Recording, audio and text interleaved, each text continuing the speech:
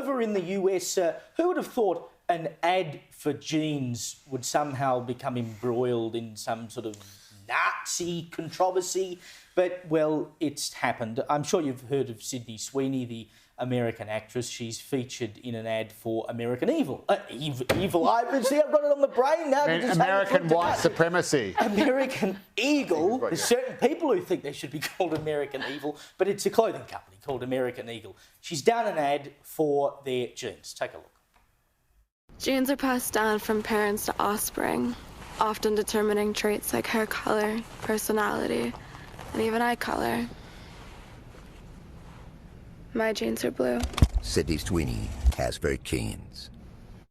I mean, first point, we are so back. We've got hot chicks advertising things again, because you'll remember about 5 years ago, we went through this wave of like all the ads became woke and we couldn't really show, you know, attractive looking people advertising things anymore. Everyone had to be overweight because, oh, we wanted it to look like real life. But, you know, people don't buy things on the basis of real life. They buy things on the basis of what they would like to look like or you know, things like up the top. Or the gender they would like to be. Exactly. Or that's some Nike ads at the top there, you know. Now they're advertising families because, wow, that's back on the agenda in 2025 too.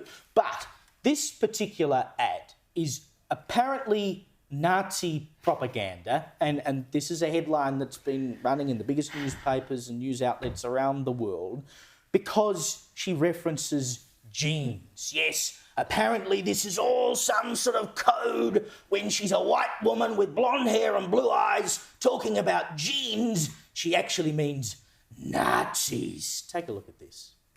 You guys are complaining about that Sydney Sweeney jeans ad, so I went and saw it.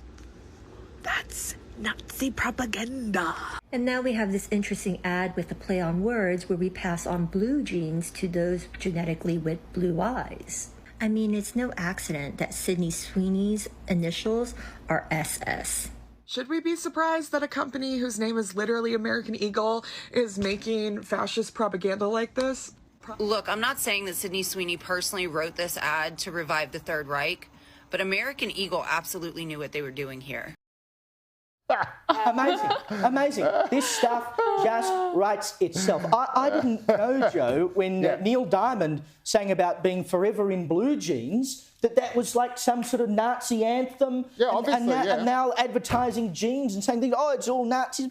I mean, have we literally reached a point where people are that brain dead that they see an attractive woman doing an ad and she mentions jeans and it's some sort of Nazi dog whistle? I am just starting to put all the pieces together, Caleb. It's all starting. This is like that scene in A Beautiful Mind where suddenly all the scales fall away from my eyes and I can see everything so clearly. So when Elton John's saying Blue Jean Baby in Tiny Dancer, he was a closet Nazi. Oh, no, hang on. His lyricist, Bernie Taupin, was a closet Nazi, and Elton was a musical propagandist.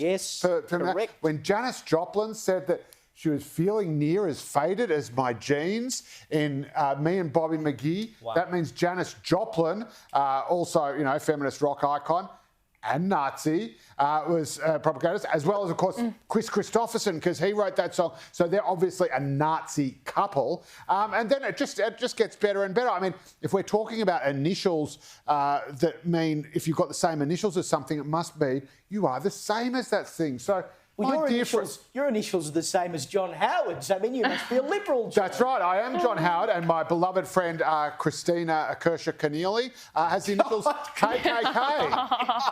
What could that mean? These guys are amazing. I had no idea Twitter, Enlightenment, political intelligentsia figures, they were going, I knew they were smart. But I didn't know they were this smart. I mean, these guys are just next level. And I love the way they pull out the vocal fry when they're like looking into something to give it that extra sort of taste of authenticity. So they say, I heard you guys like complaining about this thing, so I thought I'd like check it out. And it turns out it's like totally racist. Oh my God. You know what? We can just abolish all the institutes, all the think tanks, all the universities. We don't need them anymore. We have triggered millennials on Twitter. I don't think they're even millennials. I think these are the offspring of millennials. These are not millennials. These are Gen Z. These are the sub 30. And the thing is, what is so shocking is these videos have millions of views and hundreds of thousands of likes online. People are genuinely buying this stuff, which is so ridiculous. But I do have a theory that the ugly, woke, left-wing activists, who most of these people that we've just put up fall firmly into that category, unattractive, overweight, left-wing. Only on the inside. They're only overweight and unattractive on the inside. Well, yes. And they've realised that since 2020, they've lost grip on cultural power. Things have totally swung back the other way because guess what? People like beauty. They like attractive things. I don't support the sexualisation of women, and I think Sydney Sweeney goes a bit far in that respect. You and Caleb are going to have to argue about that later. You can actually buy. You can buy. Do what she wants and profit off her. No, it's not tasteful, and you can buy Sydney Sweeney's bathwater online, apparently, which I think is just disgusting. But I will say, this is the return of women who are feminine, who are beautiful, dominating the media and culture, and that is a massive shift. And I think in response, the crazy leftists are panicking, and so now they're having to come up with anything to stop this. And what is the final, ultimate insult that the left will always use when they want to shut you down?